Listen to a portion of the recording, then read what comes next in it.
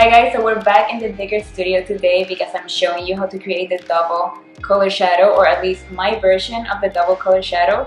And this is a very easy, creative and fun technique to experiment with, and the one that I'm showing you today is really simple, so everyone can do it.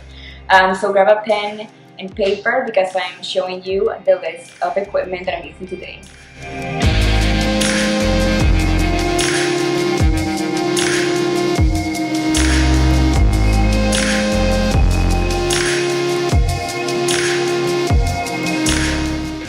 So first on the list we have lights, and as I mentioned, I'm going to show you the most basic way to create this technique. And since we are creating two shadows, I'm going to use two strobes.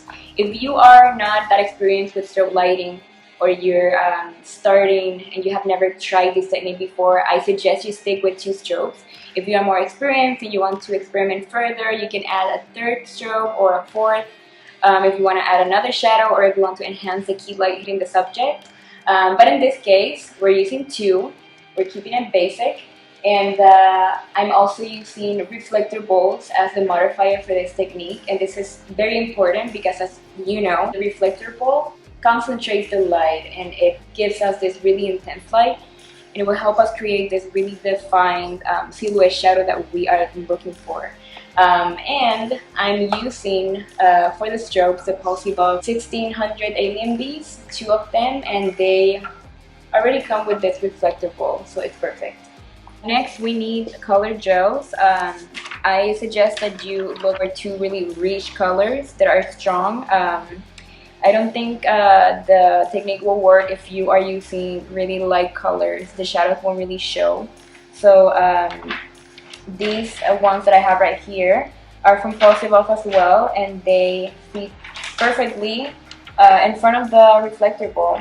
The colors I'm using today are a blue color and a pink color. Let's see how that looks. I'm using today a nice wall of the pure white of Savage Universal.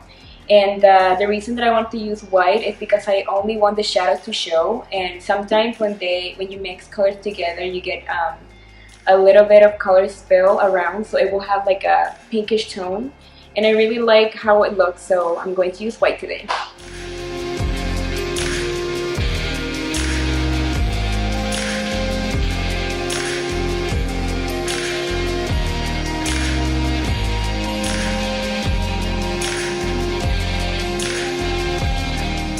So actually want to measure the distance between both lights and the distance between the background and the lights, because I want to give you the exact details. And right now, each light, the light distance is 37 inches, or like roughly 3 feet.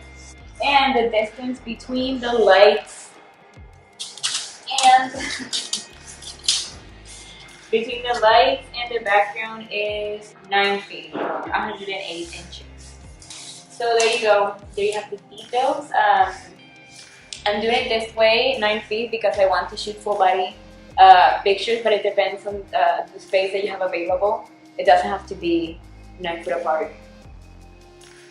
Yeah, that's it.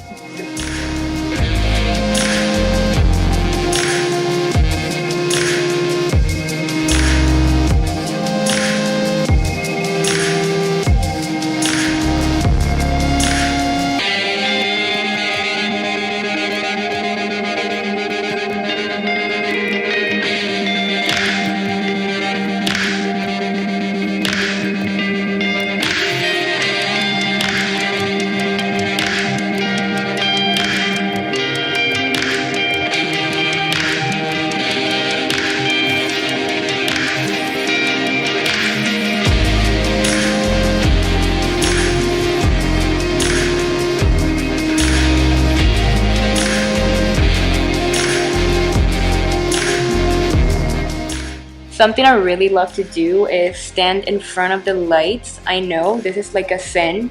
You never cover the lights or stand in front of them. But when I do, I create some additional shadows, and I use that as a creative technique. So you can just be free and move around, and you'll get something different every time.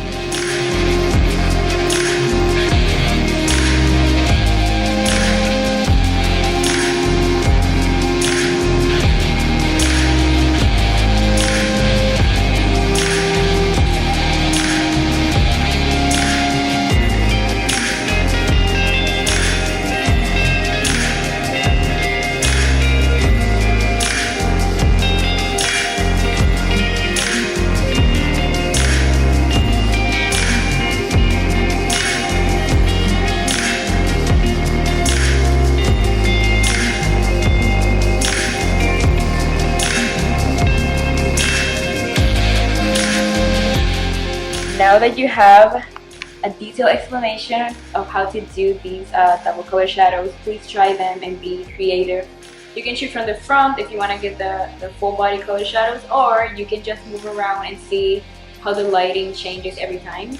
If you want a full list of the equipment that I used today with the names and everything, you can search in the about section and you will have it there. And that's it. Thank you so much for watching the video. I will talk to you in the next one.